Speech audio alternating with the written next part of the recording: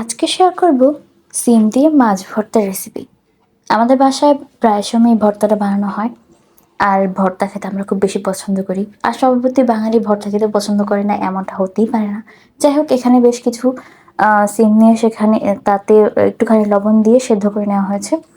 তারপর এখানে একটা মাছের মধ্যে লবণ মরিচ লবণ হলুদ দিয়ে ম্যারিনেট করে তারপর হালকা করে ভেজে নেওয়া হচ্ছে।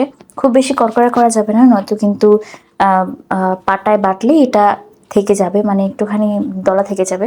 যাই হোক, সাথে কিছু মরিচও ভেজে নেওয়া হয়েছে। তারপরেই তো এগুলো এখন বেটে নেওয়ার পালা।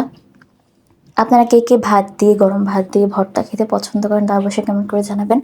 আমার কিন্তু খুব বেশি ভালো লাগে ভর্তা কিংবা ভাজি যাই হোক, এটা মাস্ট আমার গরম ভাত দিয়ে খেতেই হবে। সাথে যদি বোম্বা মরিচ হয় তাহলে তো কথাই নেই। যাই হোক, এই তো এখানে মাছের কাটা ছাড়িয়ে সব কিছু বেটে নেওয়া হচ্ছে।